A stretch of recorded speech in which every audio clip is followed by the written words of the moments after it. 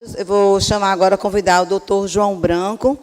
Ele é médico, pós-graduado no curso de Medicina Ortomolecular pela Universidade Veiga de Almeida, coordenação do professor Hélio. Ele é diretor técnico do Instituto de Metabologia e Performance Humana, pós-graduado em Medicina do Esporte da Universidade Veiga de Almeida, pós-graduado em Endocrinologia. Eu convido agora ele para proferir a palestra Sarcopenia vezes Anabolismo. O que devemos saber para a longevidade? Doutor João Branco, seja muito bem-vindo. Olá, obrigado, boa tarde a todos. Acho que nessa posição aqui da colega ficou bom. Depois dessa maré de informações, né, a gente vai tentar dar o que foi pedido para mim, dentro do contexto da parte integrativa entre a multidisciplinaridade, a gente tentar vencer a luta contra as doenças crônicas, principalmente o que a gente está falando aqui, obesidade. E muita gente pergunta, João, você como endócrino, o que você precisa do acoplamento à sua consulta, do nutricionista, do psicólogo? A gente sabe que cada vez isso se torna imprescindível, e cada um agindo de uma forma integrada. Tem algum médico aqui? Médico? Não. Só nutricionista? Ah, tem o Cláudio também. A gente é um dos poucos, né, Cláudio, que faz esse trabalho em conjunto. O que eu queria falar, que a nossa formação, eu, Cláudio, antes disso, a gente foi doutrinado dentro do que a gente chama medicina sintomática. Até para a gente configurar a nossa mente de uma nova maneira para tratar na base, a gente teve que dar um boot no HD e reintroduzir novos CDs, novos aplicativos. E isso que está sendo importante, isso já está tendo um reconhecimento internacional, não nosso, mas sabendo que a gente está perdendo a briga. A ideia, quando eu falo o termo longevidade, é que a gente consiga ser um jovem mais velho, a gente consiga envelhecer com qualidade de vida, e não ficar um velho por muitos anos, um velho por muito tempo, onde a gente dependa do próximo, onde a gente dependa de um familiar, e isso é um dado preocupante para o mundo inteiro, porque é um déficit previdenciário. Se a população continuar envelhecendo com essas doenças chamadas crônicas da idade, a gente vai cair num colapso mundial. Então, a gente está aqui nesse auditório lindo, agradeço a Vitafor por estar convidando e deixando eu fazer parte da equipe para tentar promover produtos de qualidade, produtos que tragam saúde de maneira mais eficaz, mais eficiente, e é a filosofia da empresa, né? Primeiramente, aqui a declaração conflito de interesse. Antes de falar em anabolismo, em falar de sarcopenia, a gente tem que ter esse conceito novo que foi implementado pela AACE, que é a Academia Americana de Clínicos Endocrinologistas, que é o ABCD, Adipose Based Chronic Disease. Já diz tudo. Existe uma doença que é a doença de depósito crônico de gordura. Vamos esmiuçar mais isso. Além de ser crônico de gordura, a gente tem que interpretar o adipócito. Alguém aqui na faculdade já teve aula sobre um sistema endócrino que é regido pela célula adipocitária? Alguém já ouviu falar nisso? Né? Antigamente a gente achava, o paciente vem para a gente assim, doutor, doutora, eu quero a dieta da fulana, eu quero aquela dieta que vai emagrecer. A gente sabe hoje, pelos polimorfismos genéticos, que isso não adianta. A gente tem que tratar isso de uma maneira crônica, eficaz, contínua. Senão esse gene, em qualquer momento, pode aparecer ou pode mudar, né, esse silenciador, e acaba que a gente evolui sem vida, sem estar saudável. Em função disso, a gente vê que muitas explicações aparecem. Principalmente, o posicionamento é para trazer melhora e efetividade na nossa terapêutica. Principalmente, posição de estilo de vida, né? Segundo, a perda direcionada e sustentada. Por exemplo, o adipócito é bactéria, que a gente possa dar um antibiótico e matar? Não, né? Então, como é que a gente vai dar um remédio? A gente vai ter uma ação. Por exemplo, a gente está com uma infecção, está com uma disbiose, deu probiótico, tratou, melhorou, resolveu. A obesidade, esse novo conceito, mostra que não tem como ser única ação. Segundo, contextualização e proximidade terapêutica. A colega acabou de falar aqui, né, que ela vê paciente de 15 em 15 dias. A aproximação se torna mais efetiva para ver se a pessoa está fazendo certo. E segundo, estratégias baseadas em evidências, estudos científicos, dentro daquilo que tem de moderno, aquilo que está sendo reformulado dentro das grandes instituições que tomam conta de que conseguem fazer estudos certos, randomizados, sem vieses, para que a gente possa aplicar. Hoje eu trouxe algumas coisas aqui práticas do que eu faço no dia a dia. Eu sou médico que atendo todo dia, atendo junto com a minha esposa, que é nutricionista. Eu não sou médico de bancada, eu só trouxe a sustentação científica que a gente usa dentro da Vitafor, do Conselho Científico, para estar melhorando os nossos produtos. Impacto na vida. A gente tem que pensar, conforme a gente aborda uma terapia, o que aquilo pode melhorar para o nosso paciente, o que aquilo pode efetivamente melhorar a qualidade de vida. Segundo, tem que ser sustentado. Não adianta fazer se a pessoa não está aderindo, ou se ela não consegue fazer, ou prescrever uma atividade física que seja incompatível. Eu vou mostrar para vocês aqui, conforme a gente preconiza um tipo de atividade, igual aquele sedentário que chega empolgadão, vai fazer por um mês, porque está de férias, um crossfit. Tu vai tirar esse cara da atividade física, ele não volta nunca mais. Então, isso que tem que ser sustentado, e, principalmente, o que eles chamam lá na ACE de niilismo, é aquele paradigma, aquela questão que a gente tinha, né, que o gordinho só é gordinho porque é sem vergonha. Ele que escolheu aquele estilo de vida, então ele é daquela maneira, ele vai ser para o resto da vida e não tem como mudar. Quando a gente chega assim, né, o paciente que está a mais do peso, chega, doutor, eu não como igual aquele meu amigo. A gente sabe, né, mas o leigo não entende. Eu como menos que a minha irmã, eu como menos que o meu marido e tudo, e não consigo emagrecer. Aí a gente chega e fala para ele, eu acredito em você. Ele chega até a tremer, né? Ele fala, não acredito. Você acha que... Eu acho. Eu acredito que realmente você não teve essa opção, mas alguma coisa de você é diferente. O gordinho até fala que comeu um doce no final de semana, ele te abraça, fala que tu é o melhor médico, nutricionista do mundo. Isso faz parte, porque você passou a interpretar que alguma coisa de diferente acontece nele, que não é a realidade de muitos. Ele pode sair? Pode, mas esse é um mecanismo de fuga, de autoflagelo. Ele fala, pô, fiz pra caramba e não tive resposta. O que aconteceu? Agora eu vou me lascar de vez, vou pular do precipício. Tá?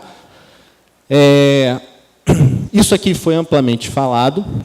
O que eu queria levantar, que as doenças cardíacas, as doenças, essas interleucinas, não são só do adipócito, não são só porque a gordura está na região abdominal, elas têm efeitos sistêmicos, elas estão relacionadas em evolução de doenças crônicas e, principalmente, resistência insulínica muscular, hoje, é o diabetes tipo 2.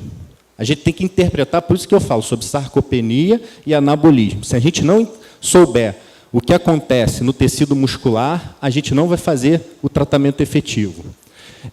Segundo, resistência insulínica do hepatócito. O que é a resistência insulínica do hepatócito? Esteatose, exatamente. A resistência insulínica, o acúmulo de gordura, quando você não tem uma lesão efetiva daquela célula, essa célula não tem uma lise, ela não estoura, entre aspas, você não tem uma atividade necroinflamatória aguda. Você não tem como detectar isso por TGO, TGP.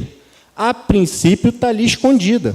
Mas você sabe, aquela gordura abdominal, você tem como dosar proteína C, você tem como visualizar ectoscopicamente aquele paciente que tem gordura visceral, aquela localização ingrata, estrogenizado, é pior. Tá? Segundo, os fenômenos de secreção do adipócito, que é o que eles chamam de doença crônica adipocitária, ou adiposidade. E o que isso tem em mudança hormonal cognitiva? A princípio, né, esse feedback acontece principalmente por ganho de peso, imobilidade, baixa do gasto energético, e isso já está bem configurado. Aumento dessas proteínas, tipo leptina, baixa da adiponectina, baixa da leptina, e aumento da gordura abdominal. Influência diretamente na inflamação e diminuição de oxidação lipídica. Oxidação lipídica, esse vai ser o nosso objetivo. A gente tem que queimar gordura. Como a gente vai usar de estratégia para isso? Esses aqui são 12 marcos que a ACE preconizou. Olha como é difícil que a gente está batalhando, por isso que eu falo. a gente está perdendo a briga. Se a gente não se unir e fizer o melhor, a gente não consegue atingir 1/3 disso aqui. São 12 medidas. O que a gente vai lidar aqui hoje, a gente pode... seria um dia de palestra para a gente estar elucidando cada fato.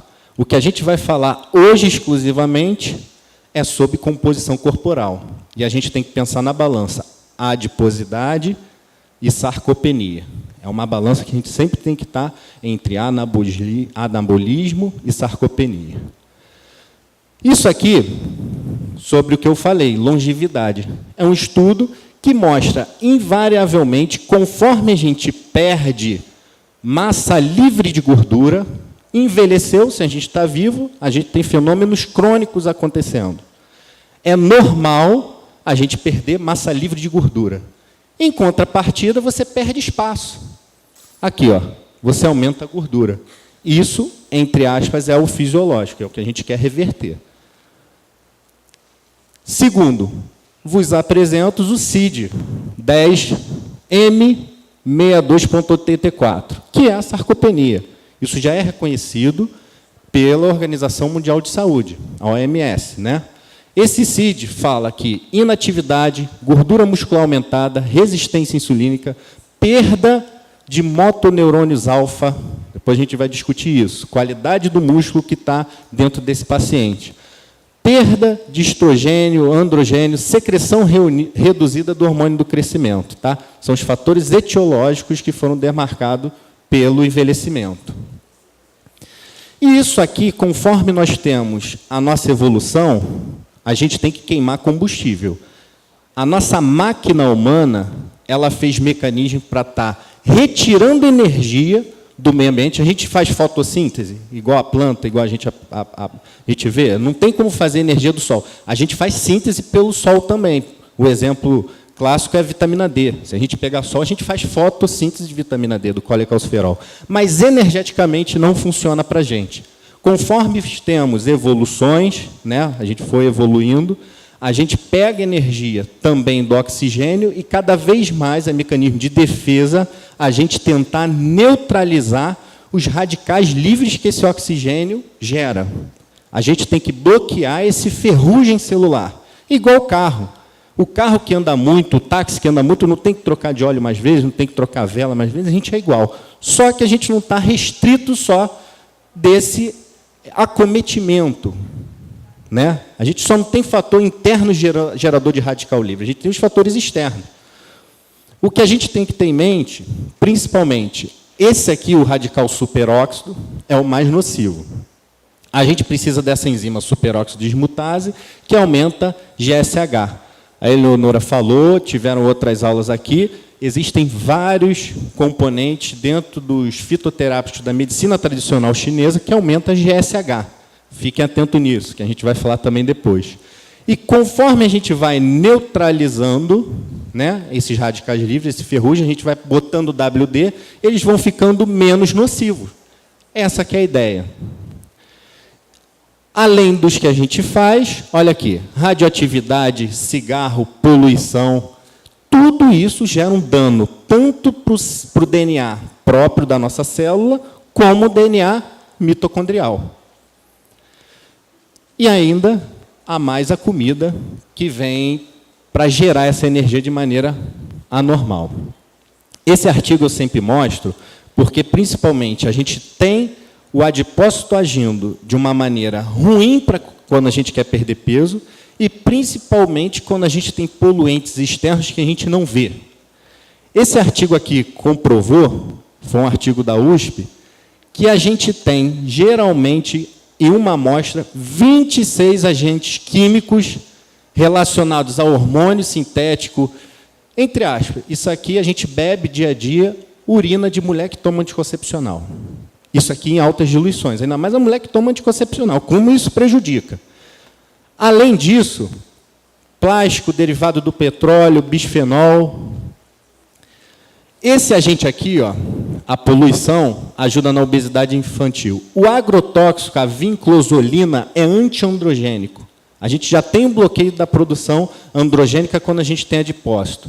E esse organotin age diretamente nesse PPAR-gama, que faz a diferenciação do tecido adiposo. Ele piora mais ainda a parte do tecido adiposo. Eu trouxe exemplos aqui de sarcopenia severa. Eu trouxe aqui um antes e depois, que é um método que a gente usa, que é por impedanciometria, o Nicastro também mostrou, que a gente não pode estar restrito a só avaliar índice de massa corporal.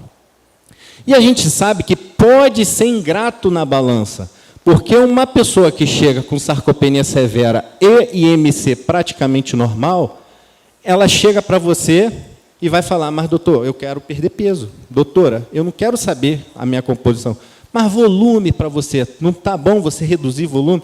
Ela vai falar, não me interessa, se a balança passar dos 60, eu estou obeso, eu estou mal. A gente que tem que fazer esse papel e explicar. Inclusive, no último artigo do Lancet, que saiu semana passada, mostrou que o IMC muito alto e o IMC muito baixo estão relacionados a alto índice de morte. Então, essa paciente, quando ela chega aqui com 23 quilos, depois de 3 meses de tratamento, ela ganhando músculo, ganhando 1 quilo de músculo e perdendo gordura, 7 quilos de gordura, ela está mais saudável e a gente não tem mais que baixar peso nela. A gente tem que evitar esses excessos, senão pode ter comprometimentos crônicos endócrinos, né, do eixo hipotálamo, hipófise, adrenal, tireoide, que vai descambar num problema futuro pior e que não vai resolver. A gente tem que informar isso. Ó, seu IMC é normal, essa vigorexia de querer excesso de perda de peso só vai te causar. E o problema é o seguinte, ó, você não tem a locomotiva, você não tem mais motor para gerar essa energia. Você vai ficar mal porque está relacionado à sarcopenia, que já é uma doença que cronicamente vai te botar num grupo de pessoas que têm doença crônica, independente do peso. Tá? Se a gente só tiver IMC, se fosse para isso, né? Isso aqui eu trouxe até como uma brincadeira, mas a gente tem pacientes hoje que chegam no consultório querendo fazer cirurgia bariátrica, que elas são indicadas a comer mais para poder se submeter. Eu já tenho pacientes no Rio de Janeiro que já fizeram 2 cirurgias bariátricas e chegaram lá obesas. 2. Porque um fez a cirurgia, foi 15 anos atrás, foi aquele plano piloto do início, né? 15 anos atrás que começou a surgir. O segundo falou, você está obesa, você está mal, você está com essa deficiência porque a cirurgia foi mal feita, a gente tem que fazer de novo. Fez de novo. Voltou lá no consultório 3 anos depois da segunda cirurgia bariátrica. Obesa. Por quê? A entidade que acomete é o que chamamos de sarcopenia obesogênica. Essa pessoa não tem massa muscular, ela tem um transtorno alimentar, ela é compulsiva, mas o doce ela consegue empurrar. Esse doce faz aumento de índice glicêmico, o hepatócito dela está ruim, ela já tem resistência insulínica, então ela vai ter aumento de gordura, principalmente abdominal, e não vai ter músculo. É o que a gente chama de fragilidade, ou a pessoa se torna frágil. É aquela pessoa de 40 anos, se tu pedir para subir 2 lances de escada, ela não consegue, ela tem dores articulares, ela não consegue abaixar, levantar. A qualidade muscular da pessoa é um músculo com entremeio de tecido gorduroso. É um músculo que perdeu a sua configuração habitual. Se você restringir a boca dela e não fizer, primeiro, uma estratégia de anabolismo muscular, ela não vai sair desse perfil. Tá? Isso aqui, ó, foi uma fragilidade também, a Eleonora falou aqui. Energia, fogo, a pessoa se queima, a pessoa fica emitindo calor de maneira anômala quando tem proteínas inflamatórias. Isso aqui é um ex-atleta que voltou a correr, ficou gordinho, emagreceu, ficou gordinho, ex-atleta tem disso. E o que aconteceu? Ele quis imprimir um ritmo de treino igual era antigamente. Começou a ter lesão de repetição, a gente submeteu ele a uma termografia, e quando a gente tem um delta mais de 0,3 é que tem assimetria. A gente liga o desconfiômetro. Olha onde é que está calor, na panturrilha. Ele escutou o médico? Não, né? Se o conselho fosse bom, e a gente vende, hein? O cara paga a consulta, vai lá e tal. Ele continua correndo. Teve uma lesão de sóleo com gastrocnêmico, teve um estiramento muscular. Porque esse músculo não é mais músculo. Esse músculo é músculo com gordura. Ele não é aquele músculo igual o de início, quando ele treinava. O cérebro não admite que ele não pode correr igual corria antes. Então, quer dar tiro, quer dar arrancada, com esse músculo friável, falho, né? Qualidade muscular ruim. Não tem como botar essa pessoa de cara no crossfit, fazer atividade de alta performance. Então, para a gente diferenciar sarcopenia de dinapenia, que é esse músculo frágil, a gente tem que ter na nossa cabeça o seguinte: essa pessoa que tem dificuldade de fazer movimentos mínimos que executava anteriormente, por inatividade, ela tem uma mudança, ela tem uma alteração de configuração muscular. Esse músculo dela não está bom. Como é que faz isso? Atividade física crônica, suplementação, mudança de estilo de vida, hábito alimentar. Não tem outra maneira até então. Não tem uma injeção milagrosa. Não é antibiótico. Tá? Então, como é que isso a gente vai associar à doença crônica? Também estudar essa parte. Foram ver o seguinte, que as mulheres, algumas mulheres, estilo esse estudo ELSA, até de um brasileiro chamado Tiago, ele viu que as pessoas com IMC maior do que pessoas com IMC normal, ele pegou IMC também para ver isso, e fazia aquele dinamômetro de mão. Um exame que a gente pode fazer dentro do consultório. No Mercado Livre, aquele dinamômetrozinho custa, eu acho que 100, 150 reais. É uma prensa palmar que você aperta, e foi ver que as mulheres que tinham mais, os cidadãos que tinham mais cintura abdominal, maior circunferência, mais naquele grupo de síndrome metabólica, tinham menos força do que pessoas normais, mesmo sendo inativas. Então, comprovou, quem tem aumento de circunferência de cintura, piora na qualidade corporal desse estilo, morre mais rápido. Piora a qualidade muscular. Tá? Isso aqui foi um outro estudo também do Dr. John Morley, da Universidade de St. Louis, que ele comprovou também a relação da atividade física alfa e esse fator aqui, ó, BDNF. Esse outro fator aqui, ó, IGF-1.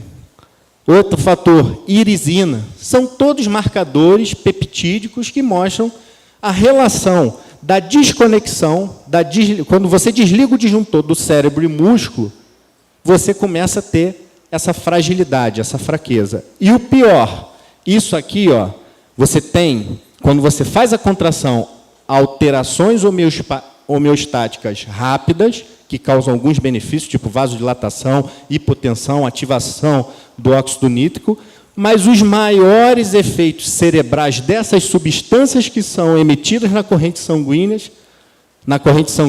é quando você faz atividade de maneira crônica.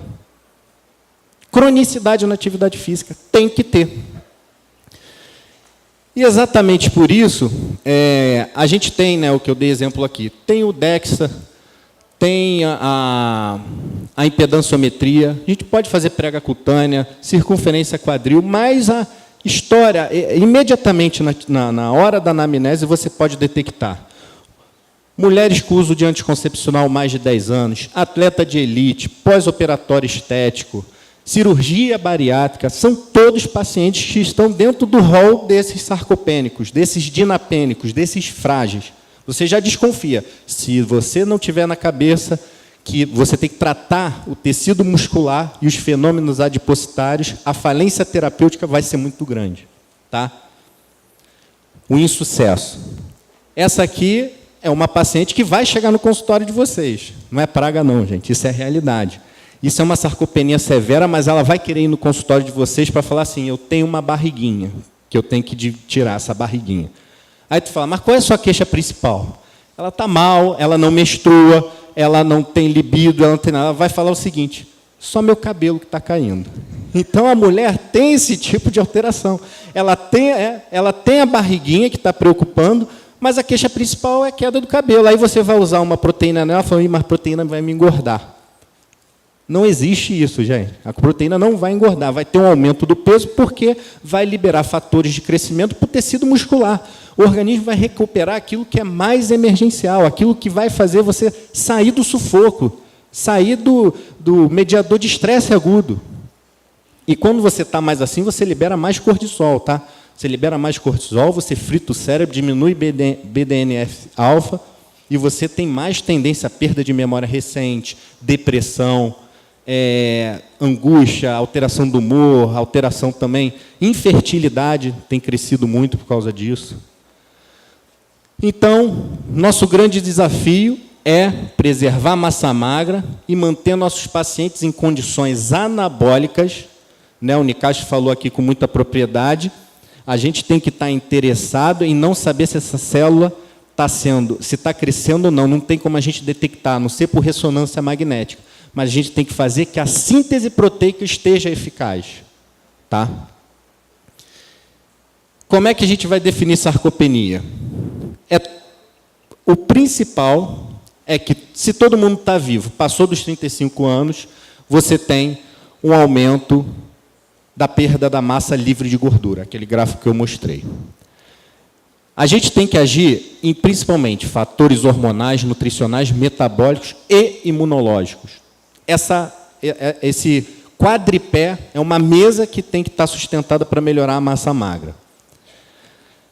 Lembrando, Yoshiro Oshumi, eu não sei falar o nome desse cara, Oshumi, foi o Prêmio Nobel de Medicina, onde ele configurou uma nova diretriz, onde a gente possa interpretar o que seria poupador de saúde ou não. E foi dele que a gente tirou todos esses fatores, onde a gente cria uma estratégia para perda de peso, onde algumas têm que ser por estímulo de mTOR e outra por outro estímulo da MPK. É só você usar aquilo configurando o momento que você está. Se você vai fazer ganho de massa para uma sarcopenia imediata ou se você quer ativar a autofagia. Então, estímulo de mTOR, treinos, né, de crescimento, novas células, multiplicação celular, autofagia, debris celular, limpeza de resquício, limpeza de reciclagem celular. E, principalmente, foi prêmio Nobel, porque tem muito disso, né? Quando a gente fala que a gente vai fazer antioxidação, aí chega aquele aluno, chega aquele paciente, mas doutor, eu ouvi falar que quem faz antioxidante é charlatão. Aí tu fala, charlatão ganhou o prêmio Nobel de Medicina. Não é você que está falando isso. Existe um prêmio Nobel de Medicina que ele falou sobre suporte de antioxidação e bloqueio de radicais livres.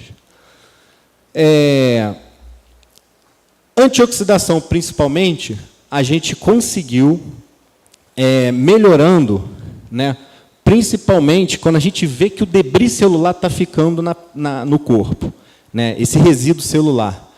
É fácil. Você já viu criança com mancha de pele, com mancha senil? Não, você não vê.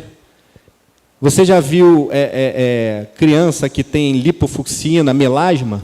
Você não viu. Quando você detecta isso no consultório, você já tem que ver que alguns lipossomas estão extravasando e você não está tendo um componente eficaz de varredura disso. O que eu dou como sugestão é exatamente o Forvix. O Forvix, além de prevenir o dano celular mitocondrial, ele ajuda nessa recuperação, nessa regeneração de tecidos de pele, olho, mitocôndria, porque o componente da groselha, né, a astaxantina, luteína, zeaxantina, melhora a retinopatia, principalmente em pacientes diabéticos, né? Aquele que tem resistência à insulina muscular, aquele que tem piora de lidar com o carboidrato e já está acumulando gordura abdominal, você tem que fazer essa antioxidação. Tá? E os benefícios também vão além dos olhos, né? Porque todo mundo, às vezes, só associa o produto a benefício, a retinopatia diabética, que a gente usa na medicina para isso. Então, vai para melhora imunológica, inflamações, a parte articular, degeneração cerebral, benefício cardiovascular, em função da varredura dos radicais livres. Tá? Já está pronto, configurado para vocês usarem. Depois disso vem a teoria do Eat Protein. Eu não vou me deter muito nisso, que o Nicasso falou, a gente viu que teve vários colegas que viram e falaram para vocês os artigos em configuração que quem come mais proteína, numa dieta restritiva de caloria, tem melhora da resposta, e principalmente poupando massa magra. Às vezes ganhando, outras coisas poupando. O que eu queria trazer para vocês também é que os constituintes biologicamente ativos, as lactoglobulinas, as lactoferrinas, né, as glicomacroproteínas, ajudam na saciedade, ajudam na imunidade. Tem fatores de crescimento dentro do whey protein que são preservados, aqueles que não passam por extrusão modificada, que é aquele soro do leite que você pega e dá aquela elevação grande de calor para tirar o substrato. Principalmente, gente, quando a gente vê os estudos, teve uma época aí que muita gente ainda confunde. Aqui, como tem um público maior de nutricionista, mas tem médico que acha que o whey protein, por vir do soro do leite, a proteína que tem ali é do leite. Para a gente ter uma ideia, para fazer 1 quilo de whey, às vezes é necessário 230 litros de soro do leite. Se fosse a mesma proteína, gente, você não precisava tirar o farelo, tirar o ouro dentro de uma coisa que tem 230 litros para fazer 1 quilo de whey. Aquilo ali só são os peptídeos que são retirados, aquilo é uma fonte. A gente vê que tem outros tipos de proteína que dão a mesma fonte, mas não quer dizer que a configuração ou que aquilo tem a ver com leite. Principalmente que tirou o principal, que é a lactose, né? A gente vê, quando a gente pede um exame de tolerância à lactose, isso praticamente, né, na prática, a gente consegue visualizar.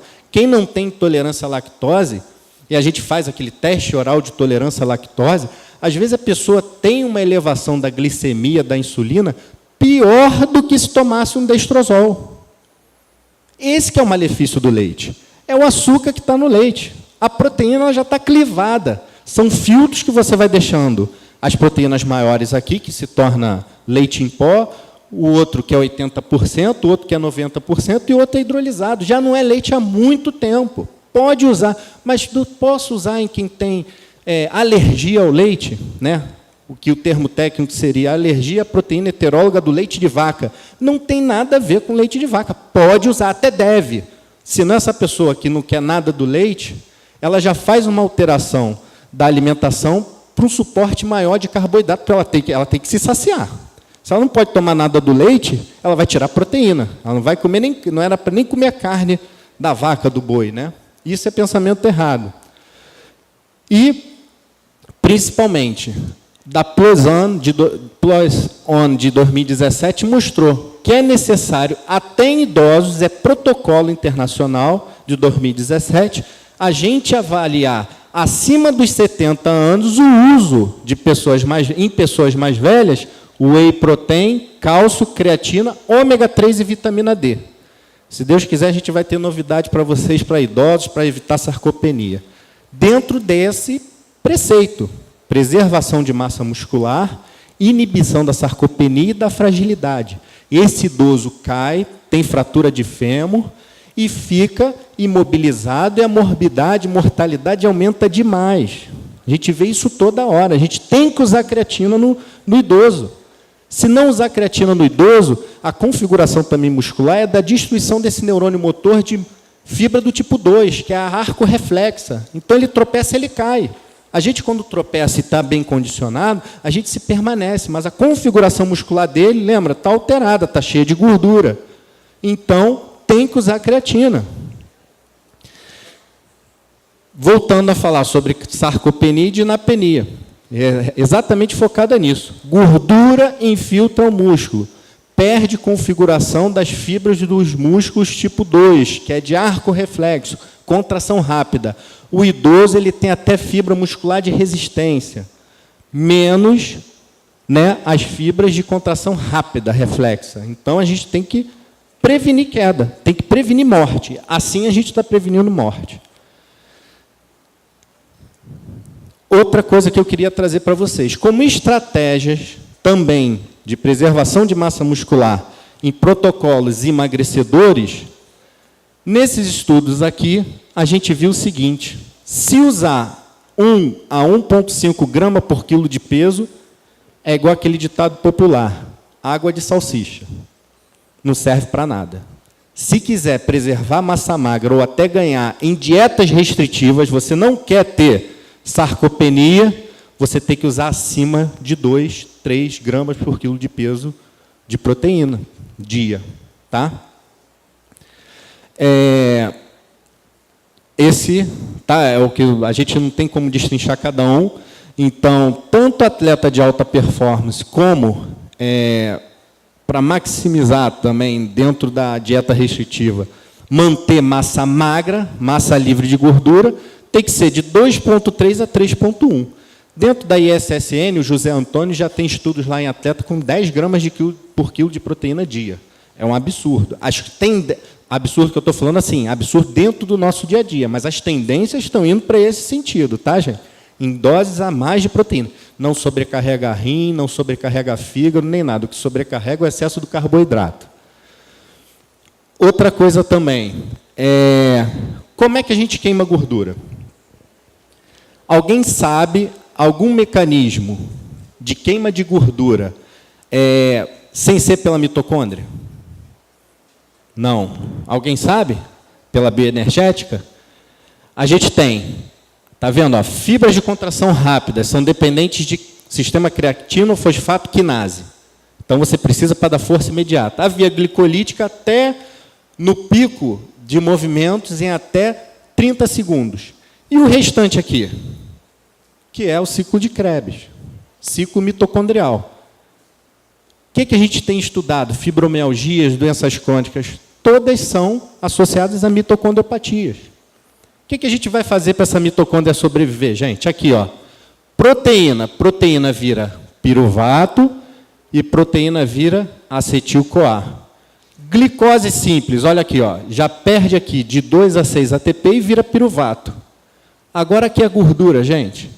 Gordura não vira piruvato, gordura só vira acetil-CoA. Então está aí. Se você não tiver o motor que queima essa gordura, não adianta dar dieta hiperlipídica, não adianta restringir carboidrato, essa pessoa vai ficar fraca, clinicamente ela vai adoecer, ela não vai conseguir ter energia para malhar. Então, zero carbo, cetogênica, você vai induzir a via proteica de virar piruvato, até virar acetil-CoA. A pessoa não vai sustentar, ainda mais esse dinapênico, esse sarcopênico, não vai conseguir queimar gordura. Vai ser fracasso porque a massa muscular vai despencar, igual aqueles gráficos que eu mostrei. Tá? Então, o que mais destrói mitocôndria? Quem dá um chute aí? O que mais destrói coenzima Q10 e mitocôndria? Estatina, já ouviram falar nessa droga? Então, hoje, praticamente, o uso de estatina mundial é muito grande. A diretriz da Sociedade Brasileira de Metabologia e Endocrinologia é que diabético, grau tipo 3, o LDL tem que ser 50. E como é que você chega a LDL 50? Aumentando dose de estatina. Não estou falando que ninguém tem que tirar, tem que ser radical, nada disso. Mas temos que preservar a mitocôndria desse paciente. Coenzima Q10. Outra coisa também, aqui está a configuração da coenzima Q10, né? Que a estatina vai agir exatamente nessa HMG CoA redutase, que não deixa o colesterol virar mevalonato e não faz também a coenzima Q10. E em segundo, carnitina. Para conseguir fazer aquela eficácia da gordura se transformar no ciclo de Krebs. E, principalmente, a carnitina melhora quem tem hipotireoidismo, fadiga em quem tem hipotireoidismo, que já é um sinal que a coisa não está indo bem para a mitocôndria. Tá? O que eu queria frisar? Gente, não podemos dar tirosina, não podemos dar estímulo a essa tireoide em quem tem anticorpo alto. Esses autoanticorpos têm relação cruzada com infecção viral, herpes zoster, infecção bacteriana, disbiose. Esse autoanticorpo já está atacando a tireoide. Se você aumentar a atividade da tireoglobulina, estimulando a glândula, não vai dar certo. Você vai antecipar um Hashimoto. Vocês estão pegando muitos pacientes aqui com Hashimoto, detecção muito alta de hipotireoidismo? Muito. Está crescendo muito. Estão estimulando errado. Toma esse cuidado. Entra com a carnitina. Por isso que eu falo que tem que ter essa parte de integração entre o médico, o nutricionista, o educador físico. Porque, se você der tirosina, a estratégia que eu uso, não tem como tratar esse anticorpo. Esse anticorpo tem que ser tratado de maneira conjunta, crônica. Mas, uma das estratégias é baixar a TSH. Baixar a TSH não é dando iodo, não é dando tirosina, não é dando fenilalanina. Você vai prejudicar essa pessoa, vai quebrar a glândula dela mais rápido. O que você pode fazer para melhorar essa fadiga é dando carnitina. Estudos em humanos também mostrou que melhora a atividade mitocondrial. Não, em ratos, desculpa. Mas em humanos também já tem estudos mais apropriados. Dose até 1 grama, né, 1000 miligramas dia. De 1 a 2 gramas dia é bem estudado em seres humanos. Em segundo, né, a gente tem essa obesidade dinapênica, essa obesidade, né, essa sarcopenia obesogênica. O que a gente faz? Né? Essa gordura visceral, o que tem se mostrado, a arginina com efeito de melhora da sensibilização insulínica para quem tem gordura abdominal, tem sido bem importante. Apesar da gente saber que essa arginina ela age em vários tipos de tecidos, órgãos e funções. Mas, principalmente, o que eu queria trazer de novidade está aqui, ó. Melhora dos índices metabólicos e redução de gordura e sensibilidade à insulina. Além dos efeitos antipertensivos, né, gente? O efeito ergogênico de melhorar a vascularização, aumentar óxido nítrico sintetase é muito forte, tá?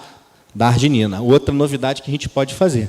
Melhorou o músculo, melhorou a resistência insulínica. Vocês viram que é bem interligado? Essa relação está muito bem estudada, fomentada para a gente estar agindo?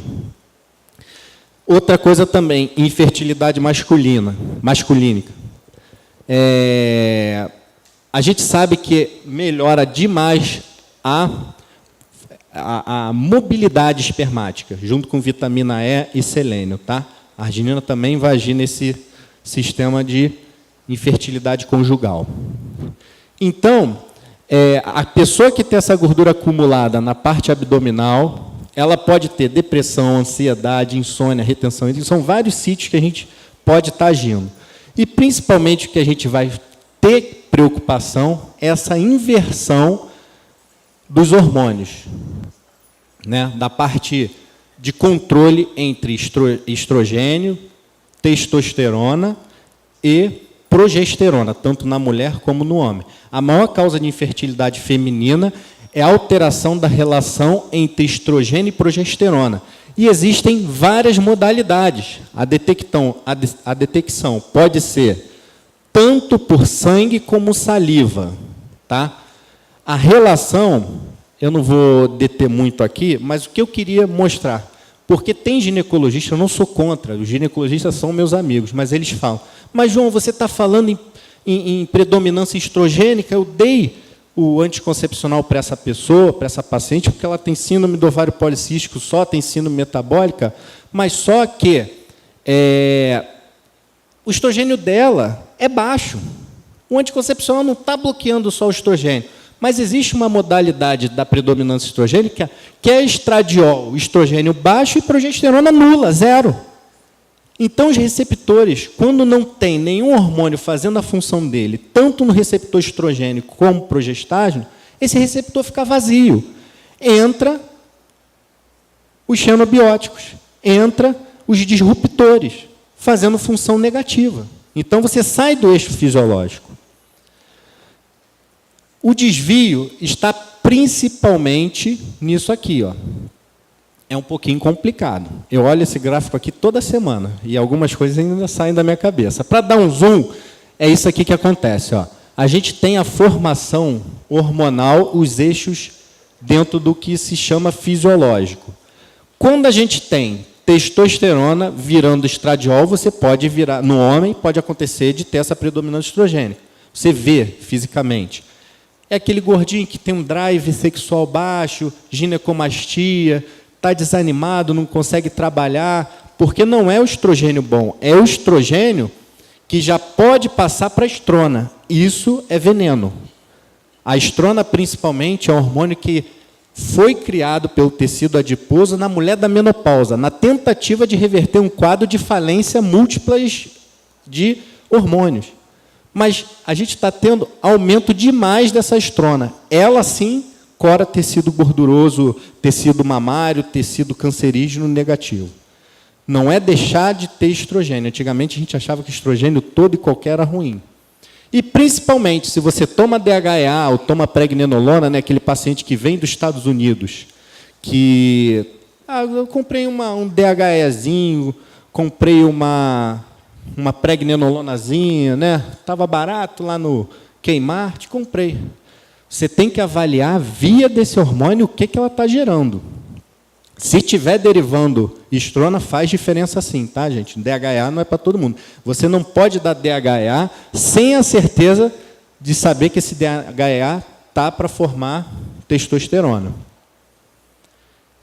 Ó, mais uma. A gente sabe que a 5-alfa-redutase no homem, né, quando amplia, é pior, e na mulher a aromatase, no homem também.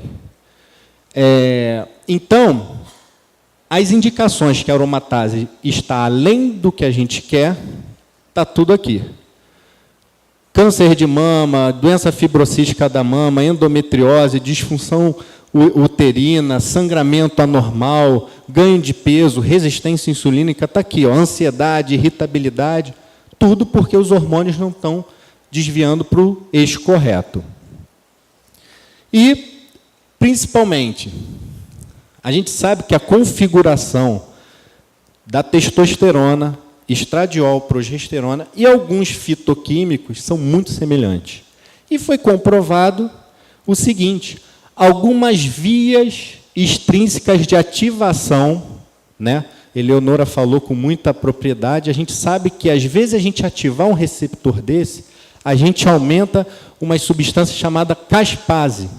A gente estimula, principalmente, a via estrogênica, a caspase 8, que faz a apoptose de células tumorais.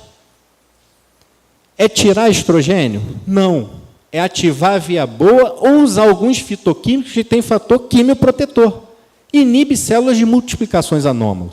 Tá? Inibe alguns oncogenes. Tá? E, principalmente, a gente conseguiu a configuração desse produto, chamado Life is Good, que tem dado a resposta, não é imediata, aquela coisa. Vai ajudar como anti-inflamatório, vai ajudar como antioxidante e vai ativar essa via positiva dos estrógenos que inibem câncer. Eu estou falando que é anticancerígeno? Não. Vai ativar vias dos segundos mensageiros. Aí depois a gente conversa sobre segundos mensageiros. Igual tem o AMPK, igual tem mTOR, igual tem essas caspases, igual tem AKT. São vários componentes que eles têm que estar em equilíbrio. E o resveratrol, né, a gente sabe que, dentro da parte biológica, alguns receptores estrogênicos aumentam a ampliação de prevenção de câncer. Inclusive, colocar o resveratrol também em tratamento junto com tamoxifeno. E o que foi visto? Quando você bota uma pessoa para tratamento quimioterápico, só com bloqueador, que a gente chama de castração química, a pessoa está castrada química, ela não pode ter os hormônios, né, os disruptores que vêm pela água, aquela urina feminina de anticoncepcional, não pode acontecer, esse receptor está vazio, o corpo está bloqueado. É isso que os SERMs, né, os inibidores seletivos dos receptores estrogênicos causam. Eles bloqueiam, castração química. O receptor está lá vazio. Ele só recebe essa ação. Aí pegaram um grupo controle e estudaram o seguinte: vamos dar o inibidor com o resveratrol.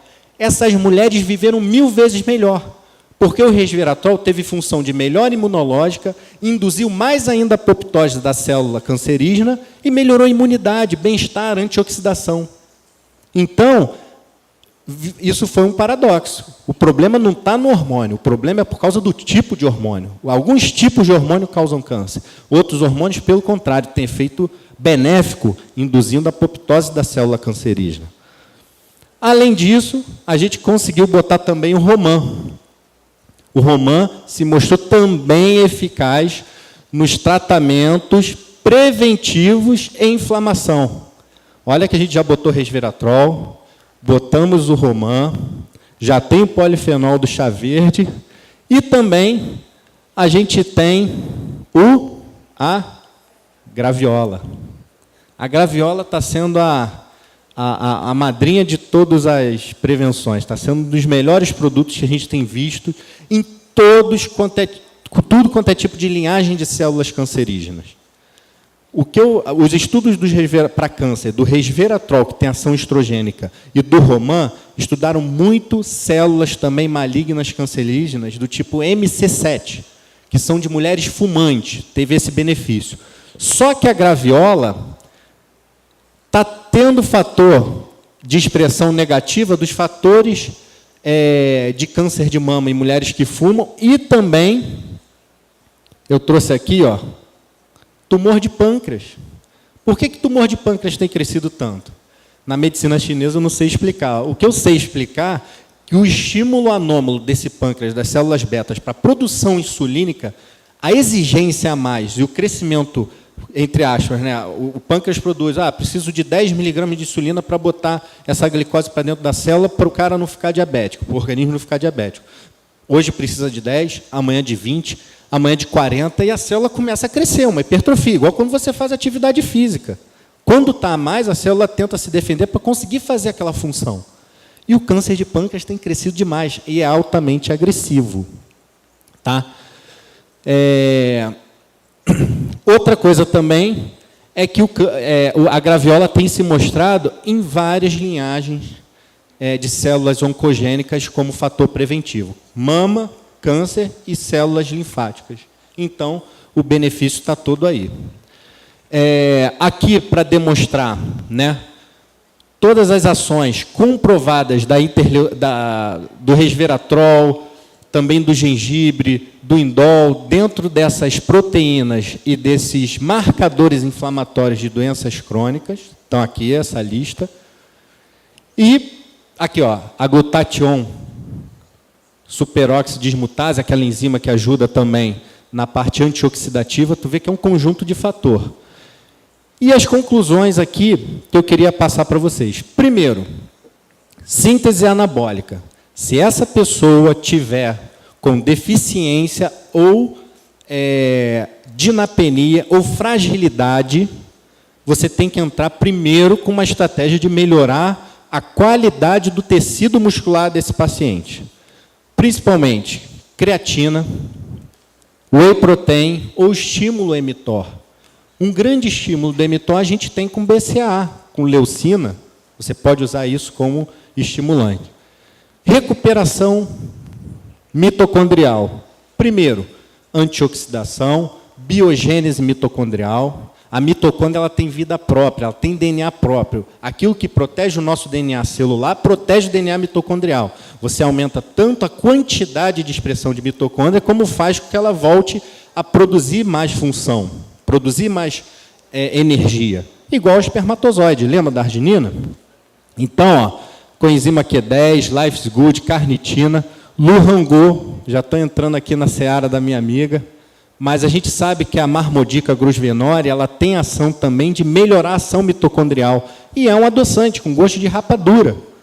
Então, é ótimo para a gente ativar a mitocôndria, o Lurango. Recuperações dos receptores hormonais e segundos mensageiros. Graviola, resveratrol, Roman, está tudo aqui. E o estímulo da autofagia.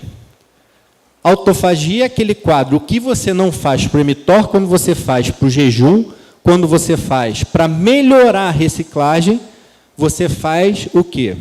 Estímulo das vias pró-oxidativas. A colega antes de mim falou muito bem do chá verde. O que o chá verde faz? Estimula NRF2, aumenta a criação energética via mitocôndria e os polifenóis. Também, chá, cúrcuma e vitamina D. Era isso que eu queria passar. Forte abraço, obrigado pela atenção. Parabéns, doutor João, pela excelente palestra. Gostaria de dar um brinde, um mimo, né, da Vitafol.